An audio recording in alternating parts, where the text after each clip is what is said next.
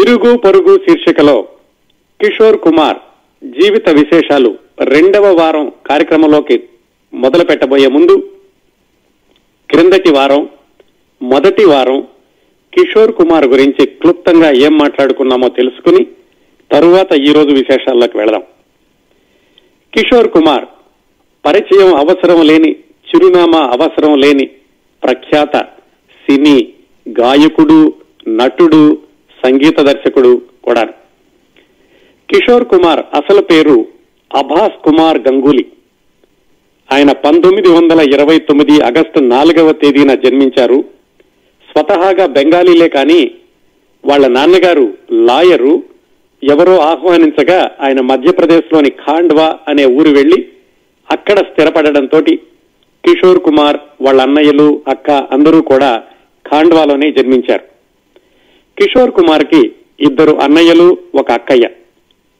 పెద్దన్నయ్య అశోక్ కుమార్, వాళ్ళ బావగారు ఎస్ ముఖర్జీ. ఈ ఎస్ ముఖర్జీ అన్నాయన కిషోర్ కుమార్ కి చాలా చిన్న వయసులోనే, అంటే 3-4 సంవత్సరాల వయసు ఉండగానే వాళ్ళ బావగారు ఎస్ ముఖర్జీ బొంబాయిలో బాంబే టాకీస్ అనే ఫిలిం స్టూడియోలో పనిచేస్తూ ఉండేవాళ్ళు. కిషోర్ కుమార్ వాళ్ళ పెద్దన్నయ్య అశోక్ కుమార్ కూడా ఆయన చదువు అయ్యాక ఇక్కడ ఉద్యోగం చేయడం కంటే బావగారి దగ్గరికి వెళ్తే బాగుంటుందని ఆయన కూడా బొంబాయి వెళ్లిపోయి ఆ బాంబే టాకీస్ అనేటటువంటి స్టూడియోలో బావగారితో కలిసి పనిచేస్తూ ఉండగా అనుకోకుండా సినిమా హీరో అయ్యే అవకాశం రావడం, ఆ అవకాశాన్ని ఆయన చక్కగా అందిపుచ్చుకుని తనని తాను రుజువు చేసుకోవడం, వెంటనే 2వ సంవత్సరంలోనే ఆయన ప్రేక్షకులందరూ ఆదరించేటటువంటి కథానాయకుడు అవ్వడం జరిగింది. ఇదంతా అశోక్ కుమార్ గారి గురించి. ఇందువల్ల కిషోర్ కుమార్ కి ఊహ వచ్చేసరికి, అంటే ఆయనకి 5-6 సంవత్సరాల వయసు వచ్చేసరికి ఇంట్లో 2 సెలబ్రిటీలు, సినీ ప్రముఖులు ఉన్నారు. కిషోర్ కుమార్ బాల్యం గురించి చూసుకుంటే ఆయన చిన్నప్పటి నుంచి కూడా చాలా హుషారుగా, సరదాగా, కొంచెం ఆ పాలు ఎక్కువగా, అంటే కాస్త అల్లరిగా కూడా ఉంటూ ఉండేవాడు. ఇంతవరకు మనం మొదటి వారం కిషోర్ కుమార్ జీవిత విశేషాలు మాట్లాడుకున్నామండి.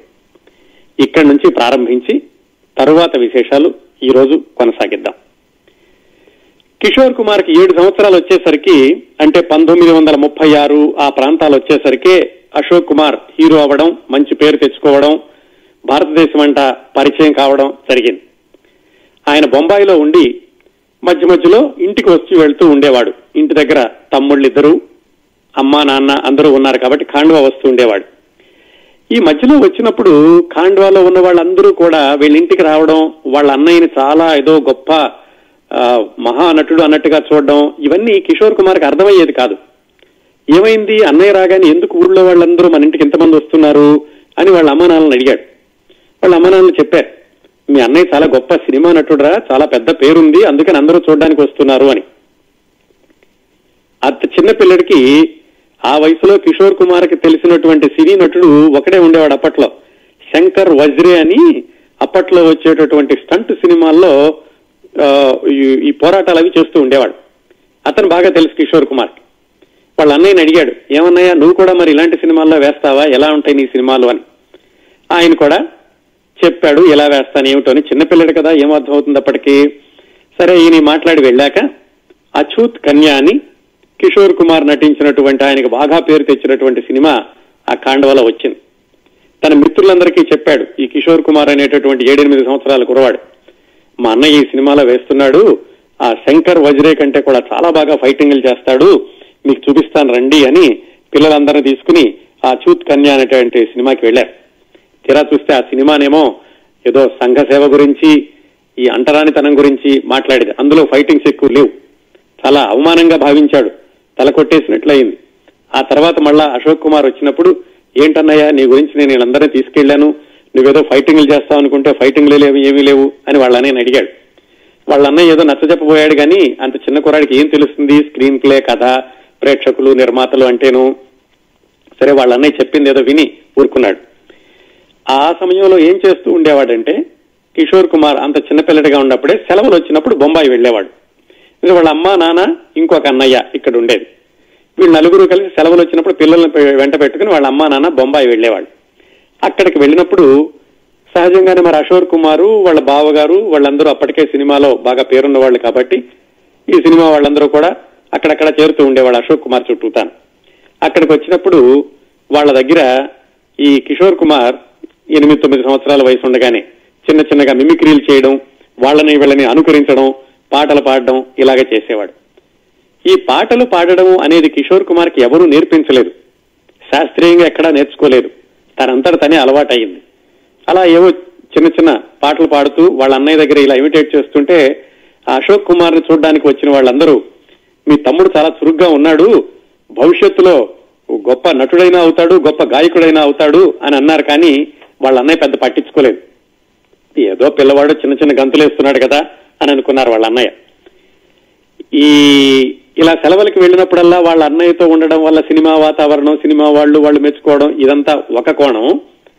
మళ్ళా వచ్చేసాక ఖాండోలో చదువుకునేటప్పుడు ఈ పాటలు పాడుతుండేసరికి వాళ్ళ నాన్నగారు ఇంటికి ఎవరైనా వస్తే అరే నువ్వు పెద్దన్నే వేసిన సినిమాలో పలానా పాట పాడు అని అడుగుతుండేవాడు.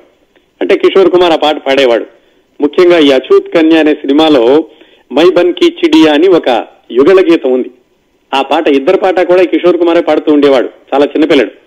పాడాక మరి నాకు డబ్బులు ఇవ్వని పాట పాడాను కదా అని వాళ్ళ నాన్నో వచ్చిన వాళ్ళను అడిగేవాడు. వాళ్ళు ఏదో పావలానో బేడానో చేతిలో పెట్టేవాళ్ళు. ఇలా కాదు నాకు ₹1 కావాలి అని అన్నట్ట. అదేంట్రా నువ్వు ఒక పాటే కదా పాడిందంటే, కాదు నేను ఇందులో ఇద్దరూ పాడేటటువంటి పాట నేను పాడాను, అందుకని నాకు ఎక్కువ డబ్బులు కావాలి అని అప్పటి నుంచే వ్యాపారాత్మకంగా వాళ్ళ నాన్న దగ్గర డబ్బులు అడిగి తీసుకుంటూ ఉండేవాడు. అంతేకాకుండా ఆ పాటలు పాడేటప్పుడు ఏం చేసేవాడంటే పాటంతా పాడేశాక చిట్ట చివరిలో ఒక చిన్న గిమ్మిక్ చేసేవాడు. పిల్లి మొగ్గలేయడమో లేకపోతే పైనుంచి కిందకి దూకడమో ఇలాంటి కొంటి పనులు చేస్తూ ఉండేవాడు. అవే తర్వాత ఆయన వేసినటువంటి చల్తీ కా నామ్ గాడి, పడోసన్ ఇలాంటి సినిమాలన్నింటిలో కూడా అలాంటి కొంటి పనులు, తొంటరి పనులతోటే మంచి నటుడిగా కూడా పేరు తెచ్చుకున్నాడు, హాస్య నటుడిగా. ఇలా వాళ్ళ అన్నయ్య వేసినటువంటి సినిమాలు చూడడం, వాళ్ళ అన్నయ్యతో సినిమా వాతావరణం, పాటలు తనంతటగా తాను పాడడం అలవాటు అవడం, ఇట్లా ఆయన బాల్యం గడుస్తోంది. చదువు విషయం వచ్చేసరికి కిషోర్ కుమార్కి చిన్నప్పటి నుంచి కూడా చాలా 4 ఆకులు ఎక్కువే చదివాడంటే ఎక్కువ చదువు వచ్చేది కాదు. చదువులో మాత్రం వెనకబడి ఉండేవాడు. కాకపోతే మరి ఇంటికి వచ్చినప్పుడు వాళ్ళ నాన్నగారు కోప్పడతారని ప్రోగ్రెస్ రిపోర్ట్ లో మాత్రం చిన్న చిన్న మార్పులు చేర్పులు ఆ పరిస్థితులకు అనుగుణంగా చేస్తూ ఉండేవాడు. ఒకసారి అలాగే ఆయన 6వ తరగతిలోనూ 7వ తరగతిలోనూ ఉండగా ప్రోగ్రెస్ రిపోర్ట్ తీసుకుని ఇంటికి వచ్చాడు. మ్యాథమెటిక్స్ లో బ్రహ్మాండంగా మార్కులు వచ్చినాయి, 100కి 90 మార్కులు 80 మార్కులు వచ్చినాయి. వాళ్ళ నాన్న చాలా ఆనందపడతాడని ఇదిగో నాన్న నేను మార్కులు అని చూపించాడు. ఏంట్రా చాలా బాగా రాసినట్టున్నావు, బ్రహ్మాండంగా వచ్చిన మార్కులు అంటే, అవును నేను చాలా కష్టపడ్డాను, చాలా కష్టపడి రాశాను, అందుకే ఇన్ని మార్కులు తెచ్చుకున్నాను అని చెప్పాడు. అవన్నీ ఆయన మార్చిన మార్కులు. సరే వాళ్ళ నాన్నగారు ఏది క్వశ్చన్ పేపర్ ఒకసారి తీసుకురా అన్నారు. అటు ఇటు చూశాడు, లేదు నాన్న అప్పుడే పారేశానన్నాడు. ఆయన జేబులో నుంచి క్వశ్చన్ పేపర్ తీసి ఇదే కదా నీ క్వశ్చన్ పేపరు అని ఇచ్చాడు. ఒకసారి ఆశ్చర్యపోయాడు ఆ కుర్రాడు. అసలు ఏం జరిగిందంటే వాళ్ళ నాన్నగారు ఆ కోర్టు నుంచి వస్తున్నప్పుడు కిషోర్ కుమార్ వాళ్ళ టీచర్ కనపడి, మీ అబ్బాయి అసలు ఏం చదవటం లేదు, వీడికి ఎప్పుడు చదువు వస్తుందో తెలీదు, ఏదో ఒకటి మీరు శ్రద్ధ తీసుకోండి, మొన్న కూడా లెక్కల్లో కనీసం 20-30 మార్కులు కూడా రాలేదు అని చెప్పి ఆయన క్వశ్చన్ పేపర్ ఇచ్చాడు. ఇంటికి వచ్చేసరికి మరి కిషోర్ కుమార్ మార్చినటువంటి ప్రోగ్రెస్ రిపోర్ట్ చూపిస్తున్నాడు. ఆయనకి తెలుసు ఎలాగైనా కుర్రవాడితోనే చెప్పిద్దామని, సరేరా అబ్బాయి ఇదిగో క్వశ్చన్ పేపర్ ఉంది కదా, నువ్వు బ్రహ్మాండంగా చేసావు కదా, ఇందులో ఈ లెక్క చెయ్యి అన్నాడు. ఎక్కడ చేస్తాడు, మనవాడికి రాదు కదా. కింద మీద పడ్డాడు, చివరికి చేతులు ఎత్తేశాడు. సరే వాళ్ళ నాన్నగారు ఏదో దండించారనుకోండి. అట్లా చదివేది ఈయన వానాకాలం చదువు. తెలివితేటలు కూడా ఎలా ఉండేయంటే లెక్కల్లో మాత్రం చాలా వెనకబడి ఉండేవాడు. సెలవులకి మధ్య మధ్యలో ఈ అశోక్ కుమార్ వచ్చినప్పుడు ఎలా చదువుతున్నాడో ఇతను కిషోర్ కుమారు, అలాగే కిషోర్ కుమార్ వాళ్ళ అన్నయ్య అనూప్ కుమారు వీళ్ళిద్దరూ ఎలా చదువుతున్నారు అని కాస్త శ్రద్ధగా కనుక్కుంటూ ఉండేవాడు అశోక్ కుమార్. ఎందుకంటే అశోక్ కుమార్ కి కిషోర్ కుమార్ కి దాదాపుగా 18 సంవత్సరాలు తేడా ఉంది. అందువల్ల కిషోర్ కుమార్ కి తండ్రి తర్వాత తండ్రి అంతటి వాడు అశోక్ కుమార్ అన్నట్లుగా ఉండేవాడు. పైగా చిన్నప్పటి నుంచి కూడా అన్నగారి యొక్క గౌరవం, అన్నగారికి ప్రజలందరూ ఇస్తున్నటువంటి ఆ ఉన్నత స్థానం అవన్నీ కూడా కిషోర్ కుమార్ ముందు నుంచి గమనిస్తున్నాడు. కాబట్టి అన్నగారంటే చాలా భయభక్తులతో శ్రద్ధతో ఉండేవాడు. సెలవులకు వచ్చినప్పుడు ఒకసారి అశోక్ కుమారు ఈ తమ్ముళ్ళిద్దరిని కూర్చోబెట్టి ఒక లెక్కల్లో ప్రశ్నలు అడుగుతాను, కొన్ని చెప్పండి అని చిన్న చిన్న ప్రశ్నలు అడగడం ప్రారంభించాట. అందులో ఒక ప్రశ్న ఏమిటంటే ఒక ఎద్దు 3 సేర్లు పాలిస్తుంది, 3 ఎద్దులు కలిసి ఎన్ని సేర్లు పాలిస్తాయని అడిగాడు. అంటే కిషోర్ కుమార్ వాళ్ళ అన్నయ్య ఇద్దరు కలిసి కింద ముందు కింద వెనక మొత్తానికి కింద మీద పడి లెక్కలేసి 3 ఎద్దులు ఒక్కొక్కటి 3 సేర్లు ఇస్తే 9 సేర్లు ఏమో ఒక ఎద్దేమని ఎక్కువ ఇస్తుందేమో కదా అని 15 సేర్లు ఇస్తాయని చెప్పాడు. అంతేకాని ఎద్దు అసలు పాలిస్తుందా అని వాళ్ళ అన్నయ్యని అడగలేదు. అలా ఉండే చదువులో ఆయన తెలివితేట. ఆలోచన మాత్రం చాలా సునిశ్చితంగా ఉండేది. ఎంత సునిశ్చితంగా అంటే ఒకసారి వాళ్ళ ఇంట్లో లక్ష్మీదేవి ఫోటో ఉంటే ఆ ఫోటో ఇంకా తీక్షణంగా చూస్తున్నట్ట. చూస్తుంటే అశోక్ కుమార్ అడిగాడు, ఏమిట్రా అంత తీక్షణంగా చూస్తున్నా ఫోటోని అంటే, లక్ష్మీదేవి కట్టుకున్న చీర చాలా బాగుందన్నయ్య, కాకపోతే ఆ చీర ఏ మిల్లులో నేశారో అందులో మిల్లు పేరు లేదు, ఆ మిల్లును ఏ మిల్లులో తయారు చేశారో పేరు లేదేంటి అని చూస్తున్నాను అన్నట్ట. ఆ విధంగా లెక్కల్లో వెనకబడి ఉండేవాడు, ఆలోచనలో మాత్రం చాలా షార్ప్ గా ఉంటూ ఉండేవాడు. ఈ లెక్కల్లో ఎంత వెనకబడి ఉండేవాడో తిండి తినడంలో అంత ముందు ఉండేవాడు. అశోక్ కుమార్ ఒకసారి బొంబాయి నుంచి ఇంటికి వచ్చేసరికి చాలా రాత్రి అయిపోయేదట. పిల్లలు చిన్నపిల్లవాళ్ళు వాళ్ళని లేచి వాళ్ళకేమో తను తీసుకొచ్చి పెడదామంటే లేచేవాడు కాదు. ఒకసారి అరే ఆమ్లెట్ వేసుకుని తిందామరా అనేసరికి అర్ధరాత్రి కూడా లేచి కూర్చునేవాడట కిషోర్ కుమార్. అంతగా తిండి అంటే ఎక్కువ ప్రేమ, చదువు అంటే అసలు ఇష్టం ఉండేది కాదు. తెలివితేటలు మాత్రం ఉండేవి, వాటిని చదువులో మాత్రం ఉపయోగించేవాడు కాదు. ఈ విధంగా కింద మీద పడుతూ ఎలాగైతే హై స్కూల్ పూర్తి చేశాడు కిషోర్ కుమార్. ఈ పాటలు పాడడం, తనంతట తన నోటికి వచ్చిన పాటలు నేర్చుకోవడం, ఇవి మాత్రం ఆయనతోటి కొనసాగుతూనే ఉంది. ఇక్కడ కిషోర్ కుమార్ కి అశోక్ కుమార్ కి మధ్యలో ఉన్నటువంటి ఆ అన్నయ్య గురించి తెలుసుకోవాలి. ఆయన పేరు అనూప్ కుమార్. ఆ తర్వాత రోజుల్లో ఆయన కూడా సినిమాల్లో ప్రయత్నాలు చేశాడు, కానీ అటు అన్నయ్యలాగా నటుడు కాలేకపోయాడు, తమ్ముడులాగా గాయకుడు కాలేకపోయాడు. చిన్నప్పటి నుంచి ఎలా ఉండేవాడంటే ఆయన కిషోర్ కుమార్ కంటే ఇంకొంచెం 2 మెట్లు ఎక్కువ ఉండేవాడు. అంటే ఇంకా అసలు చదువు వచ్చేది కాదు. ఆయన అలా తప్పుతూ ఒక క్లాస్ తప్పి 2వ క్లాస్ తప్పి చివరికి తమ్ముడితో కలిశాడు. ఇద్దరూ కలిసి ఒకేసారి హై స్కూల్ పాస్ అయ్యారు, అనూప్ కుమార్ కిషోర్ కుమార్ ఇద్దరు కలిసి. కాకపోతే వీళ్ళిద్దరూ హై స్కూల్ అయ్యాక కాలేజీకి పంపించాలి. వాళ్ళ నాన్నగారికి అప్పటికే చాలా వృద్ధాప్యం వచ్చేసింది. ఎందుకంటే కిషోర్ కుమార్ పుట్టేటప్పటికే వాళ్ళ నాన్నగారి వయసు 45 సంవత్సరాలు. మరి ఇప్పుడు హై స్కూల్ ఏంటంటే సుమారుగా ఆయనకి 60 సంవత్సరాల వయసు ఉండి ఉంటుంది. మరి వీళ్ళిద్దరినీ కాలేజీకి పంపించి చదువు చెప్పించడం ఎలాగూ అని ఆయన ఆలోచిస్తుంటే అశోక్ కుమార్ చెప్పాడు, నువ్వేం భయపడకు నాన్న, నేనున్నాను కదా, నేను తెప్పిస్తాను అని వాళ్ళ నాన్నగారికి ధైర్యం చెప్పి పిల్లలిద్దరిని కూర్చోబెట్టి, అరే అబ్బాయిలు మీరు ఇప్పటి వరకు ఏదో అటు ఇటుగా చదివారు, మీరు శుభ్రంగా చదువుకోండి, కాలేజీకి అయ్యేటటువంటి డబ్బులు నేను ఇస్తాను అని అనూప్ కుమార్ని కిషోర్ కుమార్ని ఇద్దరిని ఇంటర్మీడియట్ చదవడానికని ఇండోర్ లో ఒక క్రిస్టియన్ కాలేజీలో చేర్పించాడు అశోక్ కుమార్. ఆయనే వీళ్ళ బాగోగులన్నీ కూడా చూసుకుంటూ ఉండేవాడు. అక్కడికి వెళ్లేసరికి కిషోర్ కుమార్ ఎలా ఉండేవాడంటే చిన్నప్పుడు చాలా సన్నగా ఉండేవాడు. సన్నగా మొట్టమొదటిసారిగా ఊరు దాటి ఆ ఇండోర్ వెళ్లడం, పెద్ద కాలేజీ, అన్ని డిగ్రీ వాళ్ళు అందరూ ఉండేవాళ్ళు. సన్నగా ఉంటే అందరూ కూడా నవ్వుతారేమోనని చెప్పి మామూలుగా చొక్కా మీద ఒక కోట్ వేసుకుని కింద పైజమా, మెడ చుట్టూతా మఫ్లరు, ఒక విచిత్రమైనటువంటి వేషధారణలాగా ఉండేవాడు. పిల్లలందరూ కూడా ఏమిటి వీడు విచిత్రంగా ఉన్నాడని చుట్టుపక్కల చేరి కొంచెం ఎగతాళి చేద్దాము అనుకునే సమయంలోనే తెలిసింది ఈ కుర్రవాడు బాగా పాటలు పాడతాడు అని. దాంతో పిల్లలందరూ కూడా ఇతను చుట్టూతా చేరి పాటలు పాడించుకుని ఆనందించడం ఇలా ప్రారంభించారు.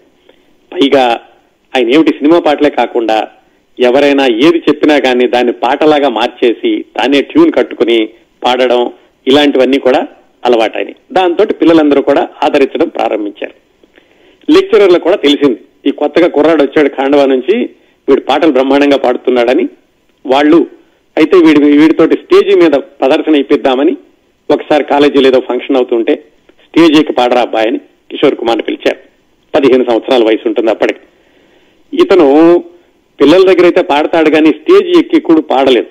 అందుకని మాస్టర్లకు చెప్పాడు, నేను స్టేజ్ మీద పాడనండి, నాకు స్టేజ్ ఫియర్ బాగా ఉంది, అందుకని నేను కింద మాత్రమే పాడతానన్నాడు.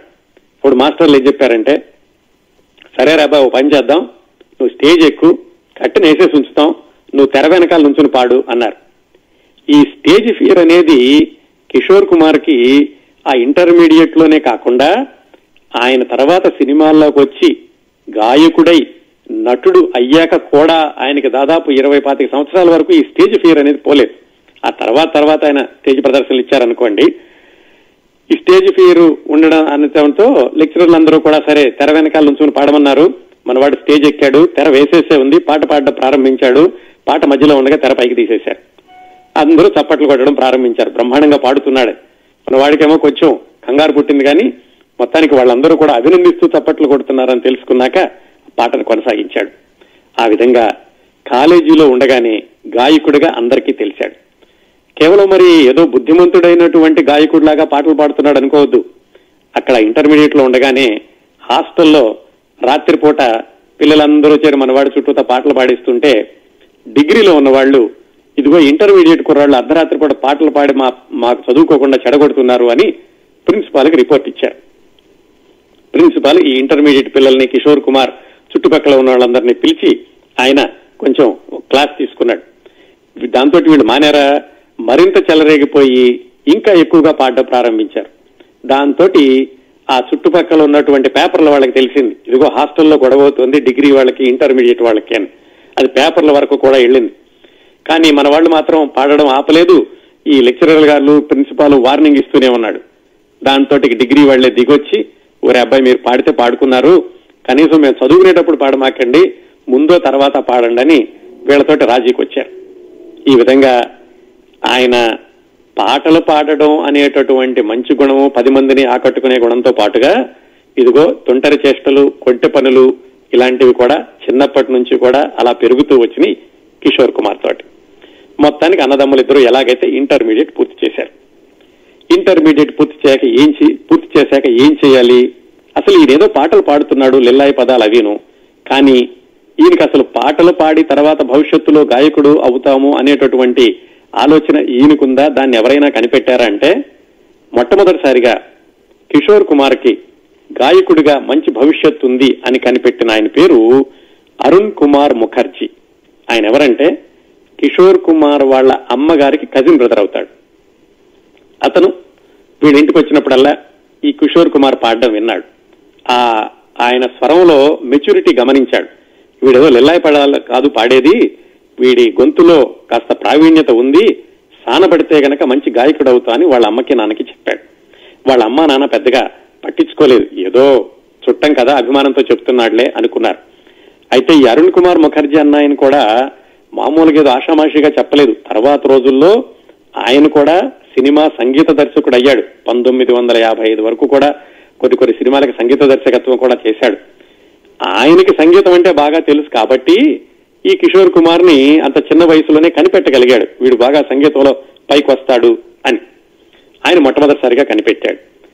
ఇంత చేసి కిషోర్ కుమార్ కి అసలు ఎవరు ఆదర్శం ఇలా పాటలు పాడడానికి, ఇలా నేర్చుకోవడానికంటే కేవలం కిషోర్ కుమార్కే కాకుండా ఆ రోజుల్లో ఉన్నటువంటి గాయకులందరికీ లేదా గాయకులు అవుదాము అనుకునే వాళ్ళందరికీ కూడా ఆదర్శం ఎవరంటే కుందన్ లాల్ సైగల్, కేఎల్ సైగల్ అని. ఆయన దాదాపుగా 1932-33 నుంచి 1947 వరకు కూడా అద్భుతమైనటువంటి గాయకుడిగా పేరు తెచ్చుకున్నాడు. ఆ రోజుల్లో ఎవరు సినిమాల్లో పాడుదాం అనుకున్నా కానీ సైగల్ లాగా పాడాలి, మనం సైగల్ అంతటి పేరు తెచ్చుకోవాలి అని ఆయన ఆదర్శ పురుషుడిగా చూస్తుండేవాళ్ళు. ఈ కుందన్ లాల్ సైగల్, కేఎల్ సైగల్ అన్న ఆయన చనిపోయి 70 సంవత్సరాలు అవుతోంది. ఇప్పటికీ కూడా సైగల్ గొంతుకి అభిమానులు చాలా మంది, దాదాపు లక్షలాది మంది ఉన్నారంటే ఏమాత్రం ఆశ్చర్యపడాల్సిన పని లేదు. అలాంటి సైగల్ మన కిషోర్ కుమార్ కూడా ఆదర్శ గాయకుడు ఆ రోజుల్లో. కాకపోతే ఈ సైగల్ అన్న ఆయన జీవితం గురించి తర్వాత ఎప్పుడైనా చాలా వివరంగా చెప్పుకుందాం. క్లుప్తంగా చెప్తాను. ఆయనది జమ్మూ కాశ్మీర్ లో జమ్మూ అనేటటువంటి ఆ ప్రాంతం నుంచి వచ్చాడు. పెద్దగా చదువుకోలేదు, ఏవో టైప్ రైటర్లు అమ్మేటటువంటి ఉద్యోగం చేసేవాడు చిన్నప్పుడు. సంగీతం కూడా ఆయన శాస్త్రీయంగా నేర్చుకోలేదు. ఆ టైప్ రైటర్లు అమ్మేటటువంటి ఉద్యోగం చేసినప్పుడు ఆయనకు మిత్రుడు పరిచయం అయి ఆ మిత్రుడు ద్వారా కలకత్తా వెళ్లి ఆ పాటలు పాడేటటువంటి ఉన్నటువంటి అలవాటుని శాస్త్రీయంగా నేర్చుకోపోయినా కానీ దాన్నే సాన పెట్టుకుని బెంగాలీలో పాటలు పాడడం ప్రారంభించి బెంగాలీ సినిమాల్లో కూడా వెళ్ళాడు. చిన్న చిన్న సినిమాల్లో పాటలు పాడినప్పటికీ సైగల్కి బాగా పేరు తీసుకొచ్చినటువంటి సినిమా దేవదాస్. ఈ మన శరత్ చంద్ర చట్టోపాధ్యాయ గారి దేవదాస్ సినిమాని బెంగాలీలో తీసినప్పుడు అందులో దేవదాసు వేషము వేశాడు, పాటలు పాడాడు. ఇంకా ఆశ్చర్యం ఏంటంటే అదే మరుసటి సంవత్సరమే దేవదాసుని తమిళంలో తీసినప్పుడు దాంట్లో కూడా కేఎల్ సైగల్ 2 పాటలు పాడాడు. అది కేఎల్ సైగల్ యొక్క ప్రత్యేకత. ఆయన పాడినటువంటి ఏకైక తమిళ సినిమా ఆ దేవదాస్ ఒక్కటే. చాలా అద్భుతమైనటువంటి పేరు తెచ్చుకున్నాడు తర్వాత రోజుల్లోనూ. దురదృష్టవశాత్తు ఆయనకి మద్యపానం అనేటటువంటి అలవాటు వచ్చి దాదాపు చివరి 10 సంవత్సరాలు కూడా విపరీతమైనటువంటి మద్యపానం, దాంతో పాట పాడాలి అంటే తాగాల్సిందే, తాగకుండా పాట పాడలేనటువంటి స్థాయికి వచ్చాడు. ఇదంతా 1945-46కి. అయినప్పటికీ కూడా ఆయన చిట్ట చివరిలో అద్భుతమైనటువంటి సినిమాలు, తాన్సేన్ అని, ఉమర్ ఖయామ్ అని అద్భుతమైనటువంటి సినిమాల్లో ఆయన నటించి పాడాడు. మరీ చివరి రోజులు వచ్చేసరికి, అంటే 1946-47 సంవత్సరాలు వచ్చేసరికి ఆయనకి శరీరం కూడా బాగా లావు అయిపోవడం, అటు సినిమాల్లో వేషాలు కూడా సరిగా ఉండకపోవడం, గాయకుడిగా అయితే కొనసాగుతున్నాడు. ఈ మానలేనటువంటి మద్యం అలవాటు వీటితోటి చాలా చిన్న వయసులో 42 సంవత్సరాలకే మరణించాడు కేఎల్ సైగల్. ఆ కిషోర్ కుమార్కే కాకుండా ఆ రోజుల్లో హిందీ సినిమాల్లో పాటలు పాడడానికి వచ్చిన వాళ్ళందరికీ కూడా ఆదర్శ గాయకుడు సైగల్. వాళ్ళందరూ కూడా ఇంటర్వ్యూలో చెప్పేవాళ్ళు, మేము సైగల్ ను చూసి స్ఫూర్తి పొంది సినిమాల్లోకి వచ్చాము, సైగల్ లాగా పాడాలనుకుంటున్నాము అని అందరూ కూడా ఇంటర్వ్యూలో పదే చెప్పారు. అప్పట్లో వచ్చిన వాళ్ళు మహమ్మద్ రఫీ దగ్గర నుంచి, హేమంత్ కుమార్ దగ్గర నుంచి అందరూ కూడా. అదండి ఆ సైగల్ కిషోర్ కి ఆదర్శం. అయితే ఒక విషయం మాత్రం నేర్చుకున్నాడు కిషోర్ కుమార్ సైగల్ దగ్గర నుంచి, ఎట్టి పరిస్థితుల్లోనూ జీవితంలో మందు ముట్టుకోకూడదు, మందు ముట్టుకుంటే ఏమవుతుందో ఆ గురువుగా భావించినటువంటి సైగల్తో తెలిసింది అని ఆయనకు తెలుసు. కిషోర్ కుమార్ చిట్ట చివరి వరకు కూడా ఆయన మద్యానికి దూరంగా ఉండేవాడు అని అప్పటి కథనాలు. సరే, ఇంటర్మీడియట్ అయిపోయింది. సైగల్ ను చూసి విపరీతంగా పాటలు పాడడం నేర్చుకున్నాడు. బొంబాయి వెళితే గనక సైగల్ ని కలుసుకోవచ్చు అనుకున్నాడు. అప్పటికి ఇంకా జీవించే ఉన్నాడు సైగల్ ఈ విషయం జరిగేటప్పటికి. ఇది 1946 ప్రాంతాల్లో. అప్పుడు సరే అయిపోగానే అమ్మకి నాన్నకి ఇద్దరూ చెప్పారు, అనూప్ కుమార్, కిషోర్ కుమార్, మాకు చదువు రాదు, మేము అన్నయ్య దగ్గరికి వెళ్ళిపోతాము, బొంబాయి వెళ్లి నేను అక్కడ పాటలు పాడతాను అని కిషోర్ కుమార్ చెప్పాడు. సరే, వాళ్ళ అమ్మగారు నాన్నగారు కూడా ఏమిటంటే ఇంకా ఎక్కువగా చదువు చెప్పించేటటువంటి ఓపిక లేదు. అశోక్ కుమార్ కూడా వీళ్ళిద్దరు చదువు అస్తూపిస్తుగా ఉందని తెలిసి, సరేరా అబ్బాయి అయితే బొంబాయి వచ్చేసేయండి అన్నాడు వాళ్ళ అన్నయ్య అశోక్ కుమార్. సరే, వచ్చాక ఏదో ఒకటి చేద్దాంలే అని. ఆ విధంగా 1946లో ఇంటర్మీడియట్ అయిపోగానే బొంబాయి ప్రయాణం కట్టాడు కిషోర్ కుమార్ అన్నయ్య అనూప్ కుమార్ తో కలిసి పెద్దన్నయ్య అశోక్ కుమార్ దగ్గరికి. అక్కడికి వెళ్ళాక ఇంకా మరి ఖాండ్వాలో మిగిలిపోయింది వాళ్ళ అమ్మా నాన్న ఇద్దరే కదా, వాళ్ళ గురించి కూడా కొంచెం మాట్లాడుకుని తర్వాత బొంబాయిలో కిషోర్ కుమార్ ఎలా పెరిగాడో చూద్దాం. వీళ్ళిద్దరూ పిల్లలిద్దరూ వెళ్ళిపోయాక వాళ్ళ అమ్మా నాన్న కూడా ఏమనుకున్నారంటే ఇల్లు అమ్మేసేసి మనం కూడా ఏం చేస్తాం ఖాండ్వాలో, బొంబాయి వెళ్ళిపోదాంలే అనుకున్నారు. అయితే ఆ ఇల్లు సరైనటువంటి ధర రాకపోవడంతో అశోక్ కుమార్ ఏం చెప్పాడంటే, సరే నాన్న, మీరు ఎలాగూ ఇల్లు అమ్ముదాం అనుకుంటున్నారు కదా, ఓ పని చేయండి, మా అబ్బాయి పేరుతో నేనే కొంటాను, ఆ బయట వాళ్ళు ఇచ్చే డబ్బులు ఏవో నేనే ఇస్తాను మీకు అని వాళ్ళ అబ్బాయి పేరుతోటి ఆ ఇల్లు కొని అశోక్ కుమార్ వాళ్ళ అమ్మా నాన్నకి ఘనంగానే డబ్బులవి ఇచ్చాడు.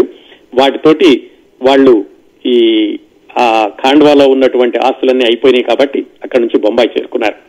ఆ విధంగా 48-49 సంవత్సరం వచ్చేసరికి కిషోర్ కుమార్ కుటుంబం అంతా కూడా, ఎవరు అన్నయ్య అనూప్ కుమార్, పెద్దన్నయ్య అశోక్ కుమార్, బావగారు, అమ్మా నాన్న అందరూ కూడా బొంబాయిలో స్థిరపడ్డారు. అయితే ఆ ఇంటిని అశోక్ కుమార్ తర్వాత ఉంచుకోలేదు. తర్వాత ఏమైందంటే, ఈ మధ్యలో ఉన్నటువంటి బ్రదర్ ఉన్నాడు కదా అనూప్ కుమార్, ఆయన సరిగ్గా ఎక్కువగా సంపాదనాపరుడు కాకపోవడంతో వాళ్ళ అమ్మాయి పెళ్లిళ్ళకి ఖర్చులు అవసరమైతే ఆ ఇంటిని కూడా అతను వాళ్ళ అనూప్ కుమార్ పేరు మీదకి ట్రాన్స్ఫర్ చేసేసి, వాళ్ళకి ఇంకా డబ్బులు కావాలంటే అతని కోసమని భీమ్ భవానీ అని ఒక టీవీ సీరియల్లో నటించి అశోక్ కుమార్ ఆ తమ్ముడు కూడా స్థిరపడేలాగా చేశాడు. ఆ విధంగా వాళ్ళ నాన్నగారి తర్వాత తమ్ముళ్ళకి బాధ్యతను కూడా తీసుకుని అశోక్ కుమారే వాళ్ళిద్దరిని కూడా జీవితంలో స్థిరపడేలాగా చేశాడు. ఇంకా మన కిషోర్ కుమార్ దగ్గరికి వచ్చేసరికి ఏం చేయాలి, వీడితోటి బొంబాయి వచ్చాడు కదా అన్నప్పుడు అశోక్ కుమార్కి కిషోర్ కుమార్ని ఎలాగైనా సరే నటుడిగా చేద్దాము అనిపించింది. ఎందుకు, అశోక్ కుమార్ నటుడయ్యాడు, నటనలో ఎంత ఆదాయం వస్తుందో తెలుసు. కిషోర్ కుమార్ ఏం చెప్పాడంటే, నేను మాత్రం గాయకుడిని అవుతాను అన్నాడు. గాయకుడు వద్దురా బాబు, నువ్వు గాయకుడైతే గనక పోటీ పడలేవు, పైగా నువ్వేమో సంగీతం నేర్చుకోలేదు ఎక్కడాను, గాయకుడు అవ్వడం కంటే కూడా నువ్వు నటుడుగా అయితేనే నీకు ఎక్కువ డబ్బులు వస్తాయి అని నచ్చ చెబుదామని చూశాడు అశోక్ కుమార్. కిషోర్ కుమార్ ని నటుడిని చేయడం అనేది అశోక్ కుమార్ కి పెద్ద కష్టమైన పనేవి కాదు. ఎందుకంటే ఈ సమయానికి అంటే 1946-47 సమయానికి అశోక్ కుమార్ కేవలం హీరోగా పేరు తెచ్చుకోవడమే కాకుండా అప్పటికే ఈ బాంబే టాకీస్ అనేటటువంటి స్టూడియోని నడపడంలో కూడా సహాయం చేస్తూ వాళ్ళకి సినిమాలు నిర్మించి పెట్టేటటువంటి కార్యక్రమంలో కూడా ఉన్నారు అశోక్ కుమార్. వాళ్ళ బావగారు కూడా. ఆ తర్వాత వాళ్ళ బావగారు వేరే స్టూడియో పెట్టారనుకోండి. అందువల్ల చాలా సినిమా వ్యవహారాలు ఆయన చేతిలో ఉండడంతో అశోక్ కుమార్ కి కిషోర్ కుమార్ ని సినిమాలో వేషాలు ఎంపించడం పెద్ద కష్టం కాదు. కాకపోతే కిషోర్ కుమార్ మాత్రం ఎలాగైనా సరే కేఎల్ సైగల్ లాగా గాయకుడిని అవ్వాలి అనుకుంటూ ఉండేవాడు. అన్నయ్య గారు ఎలాగూ గాయకుడిగా అవ్వడానికి ఆయన ఒప్పుకోవట్లేదు కాబట్టి మనమే ప్రయత్నిద్దాం అనుకుని వాళ్ళ అన్నయ్య గారి ద్వారా పరిచయమైనటువంటి సినిమా వాళ్ళ దగ్గరికి వెళ్లి కిషోర్ కుమార్ ఏమైనా పాటలకి ఎక్కడైనా అవకాశం దొరుకుతుందేమో అని ప్రయత్నించడం కూడా ప్రారంభించాడు. అవి సఫలం కాలేదనుకోండి. మొత్తానికి కిషోర్ కుమార్ కి మొట్టమొదటిసారిగా సినిమా రంగంతో పరిచయం చేసింది షికారి అనే సినిమా. అది 1946లో వచ్చింది. ఆ సినిమాలో కూడా అశోక్ కుమార్ హీరో. అందుకనే తమ్ముడే కాబట్టి ఏదో ఒక చిన్న వేషం ఇప్పించాడు. అది పెద్ద ప్రధానమైనటువంటి పాత్ర, అందరూ గుర్తు పెట్టుకునేటటువంటి వేషం అలాంటిదేం కాదు. కాకపోతే రికార్డుల పరంగా చెప్పుకోవాలంటే కిషోర్ కుమార్ మొట్టమొదటిసారిగా తెర మీద కనపడింది షికారి అనేటటువంటి సినిమాలో. పాటలేం పాడలేదు దానిలో. ఇక్కడ ఒక విషయం గుర్తుపెట్టుకోవాలి. ఈ షికారి అన్న సినిమాకి ఒక పెద్ద ఆయన సంగీత దర్శకత్వం వహించాడు. పెద్ద ఆయన అంటే కిషోర్ కుమార్ వయసుతో పోల్చుకుంటే. కిషోర్ కుమార్కి అప్పటికి 17 సంవత్సరాల వయసు. ఆ సంగీత దర్శకుడికి దాదాపుగా 43 సంవత్సరాల వయసు ఉంటుంది. ఆ సంగీత దర్శకుడు బెంగాలీలో సంగీతం చేస్తూ ఈ ఎస్ ముఖర్జీ ఆహ్వానించేసరికి బొంబాయి వచ్చి మొట్టమొదటిసారిగా ఈ షికారి అన్న సినిమాకి సంగీతం ఇచ్చారు. అశోక్ కుమార్ హీరోగా నటించినటువంటి సినిమా. ఆ సంగీత దర్శకుడే భవిష్యత్తులో కిషోర్ కుమార్ జీవితంలో ముఖ్యమైనటువంటి మలుపులకి, గాయకుడిగా ముఖ్యమైనటువంటి మలుపులకి కారణం అవుతాడని ఆ రోజు కిషోర్ కుమార్కి తెలియదు. ఎందుకంటే ఆ సినిమాలో వేసేటప్పటికి కిషోర్ కుమార్ ఓ చిన్న పిల్లడు, అనామకుడు. హీరో గారు తమ్ముడు అయితే అయ్యుండొచ్చు కానీ పెద్దగా దేనిలోనూ కూడా రుజువు చేసుకున్నటువంటి వ్యక్తి కాదు. అలాంటి చిన్న కుర్రాడికి మరి సంగీత దర్శకుడితో మాట్లాడేటటువంటి అవకాశం అప్పుడు రాలేదు. ఆ తర్వాత 3 సంవత్సరాలకి అదే సంగీత దర్శకుడితోటి కిషోర్ కుమార్ చాలా దగ్గర పరిచయం అవ్వడం, ఆ తర్వాత ముఖ్యమైనటువంటి మలుపులన్నీ కూడా చోటు చేసుకోవడం జరిగింది. ఆ సంగీత దర్శకుడు ఎవరంటే సచిన్ దేవ్ బర్మన్, ఎస్డి బర్మన్. ఆ ఎస్డి బర్మన్ అనే ఆయన క్లుప్తంగా తెలుసుకుందాం, మనకి ఎలాగూ అవకాశం వచ్చింది కాబట్టి. ఈ ఎస్డి బర్మన్ త్రిపుర, మణిపూర్ ఆ రాష్ట్రాల్లో ఉన్నటువంటి ఒక రాజకుటుంబం నుంచి వచ్చినటువంటి వ్యక్తి. బాగానే చదువుకున్నాడు. పై చదువుల కోసం అని కలకత్తా వెళ్ళినప్పుడు పై చదువులు మానేసేసి ఆయన సంగీతం నేర్చుకుని కొన్ని సంవత్సరాల పాటు సంగీతంలో కృషి చేసి చాలా పేరు తెచ్చుకుని బెంగాలీలో రంగస్థల నాటకాలకి, సినిమాలకి కూడా సంగీత దర్శకత్వం వహిస్తున్న రోజుల్లో ఎస్ ముఖర్జీ అన్న ఆయన, మీరు బొంబాయి వచ్చేయండి, బొంబాయి వస్తే కనుక హిందీ సినిమాలకు సంగీతం చేస్తే ఎక్కువ అవకాశాలు ఉంటాయని తీసుకొచ్చి ఇదిగో ఈ షికారి అన్న సినిమాకి సంగీత దర్శకుడిగా హిందీ చిత్రసీమకి పరిచయం చేశాడు ఎస్డి బర్మన్ ని ఈ కిషోర్ కుమార్ వాళ్ళ బావగారు ఎస్ ముఖర్జీ. అదే సినిమాలో కిషోర్ కుమార్ మొట్టమొదటిసారిగా చిన్న వేషం వేశాడు కానీ అప్పుడు వాళ్ళిద్దరికీ పరిచయం లేదు. ఎస్డి బర్మన్ అంటే మీరు మీకు తెలుసు, ఎస్డి బర్మన్ కి కిషోర్ కుమార్ కి ఉన్నటువంటి అనుబంధం.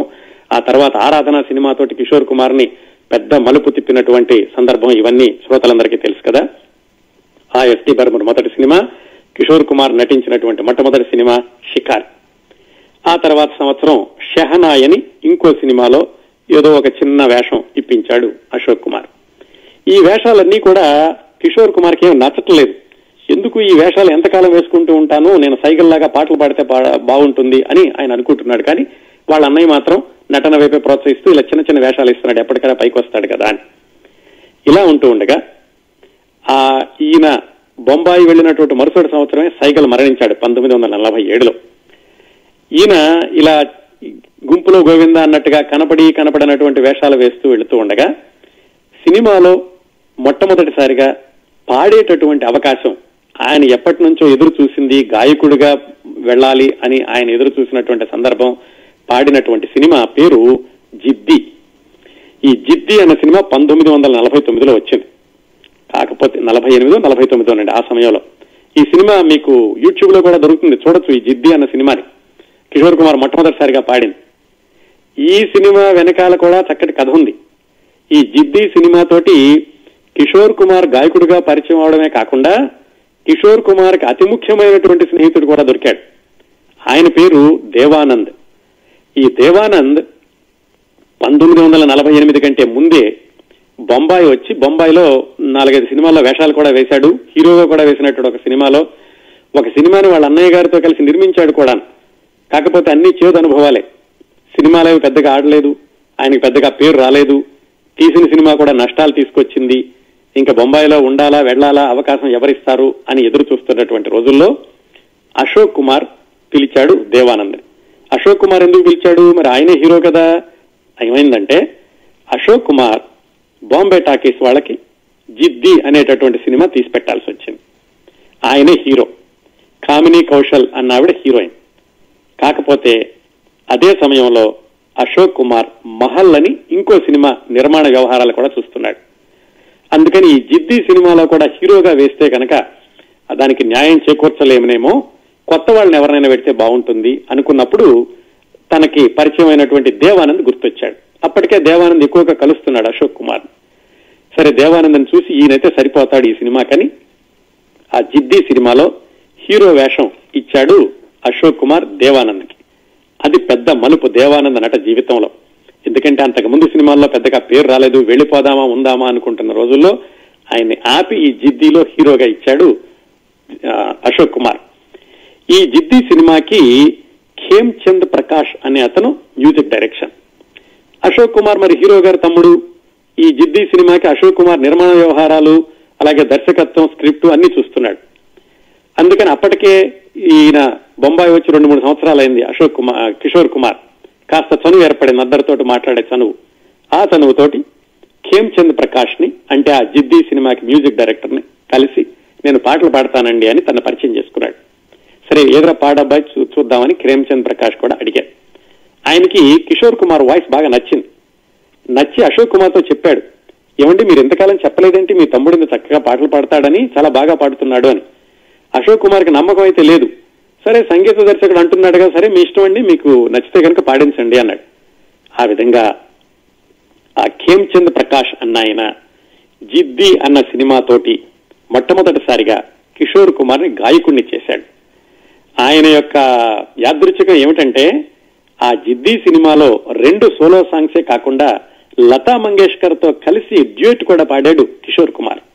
అదండి, నటుడిగా ఆయన షికారిలో 1942లో ప్రారంభిస్తే దాని మ్యూజిక్ డైరెక్టర్ ఎస్డి బర్మన్ అయితే, ఈ జిద్ది సినిమా 1948-49లో వచ్చినప్పుడు దీంట్లో మొట్టమొదటిసారిగా గాయకుడిగా ప్రేక్షకులకి పరిచయం అయ్యాడు కిషోర్ కుమార్ 3 పాటలు పాడి.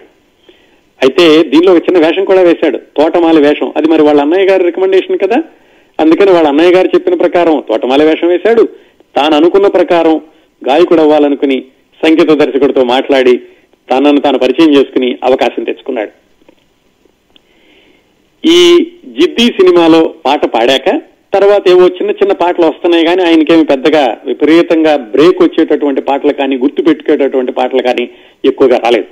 కాకపోతే ఈ దేవానంద్ పరిచయం, జిద్దిలో హీరోగా ఉన్నటువంటి దేవానంద్ కూడా ఈయన పాడాడు కదా, ఆ పరిచయం తర్వాత రోజుల్లో చాలా ఉపయోగకరంగా ఉండడమే కాకుండా జీవితాంతం కిషోర్ కుమార్ కి అతి సన్నిహితమైనటువంటి మిత్రుడు ఈ దేవానంద్ మిగిలిపోయాడు.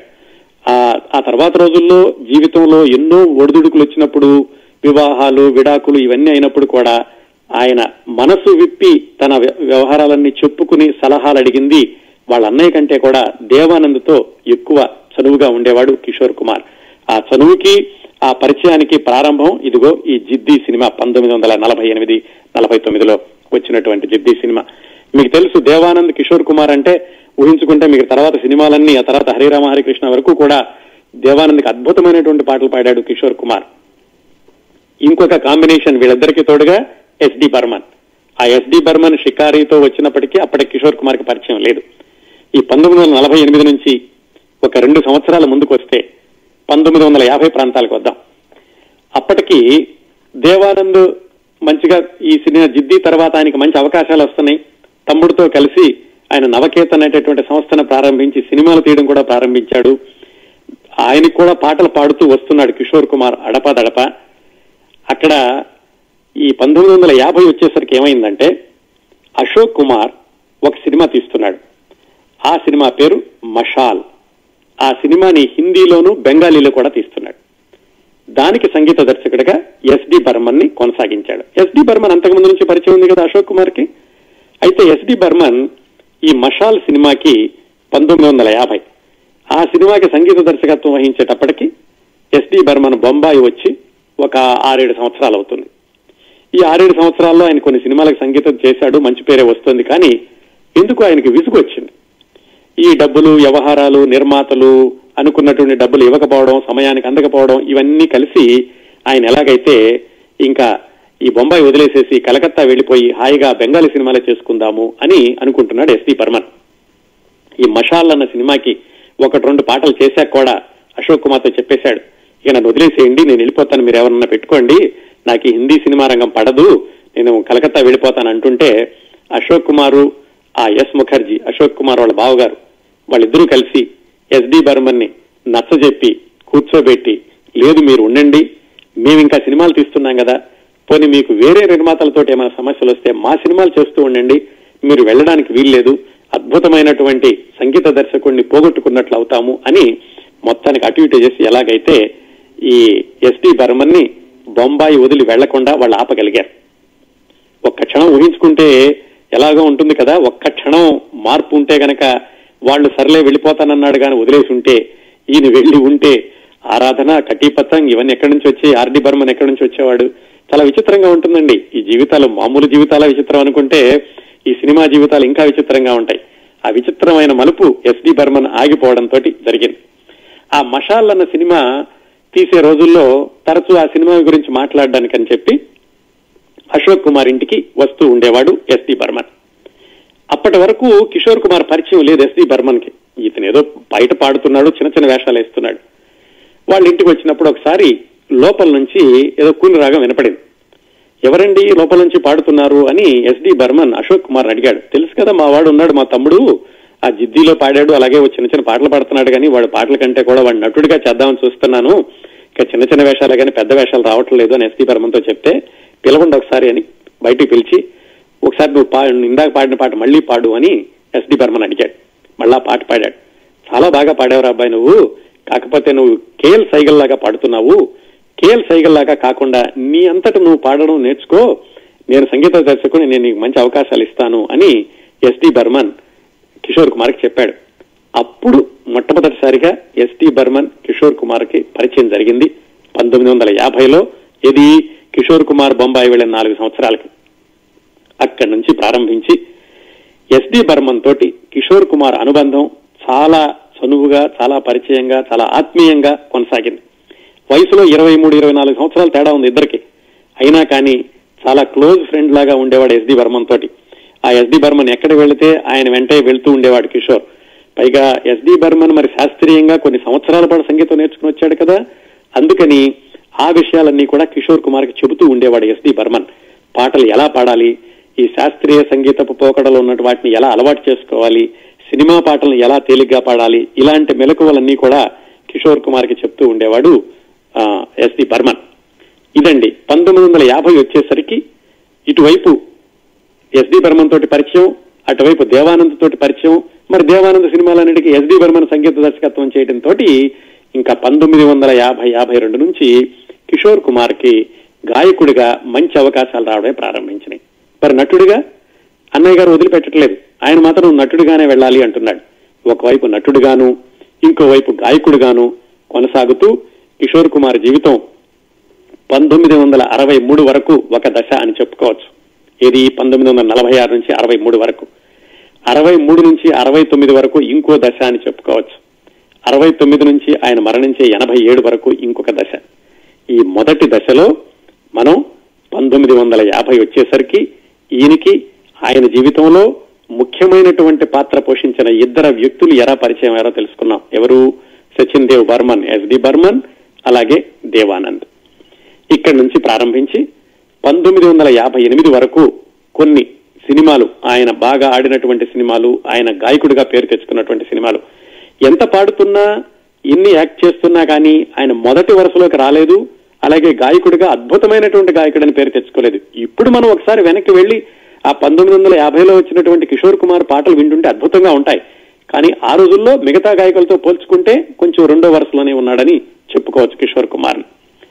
ఆ 1950 నుంచి 63 వరకు ఆయన చలనచిత్ర జీవితంలో జరిగినటువంటి కొన్ని సంఘటనలు, సమాంతరంగా ఆయన వ్యక్తిగత జీవితంలో జరిగినటువంటి కొన్ని సంఘటనలు, వీటిని మనం వచ్చే వారం కిషోర్ కుమార్ జీవిత విశేషాలు 3వ భాగంలో తెలుసుకుందాం.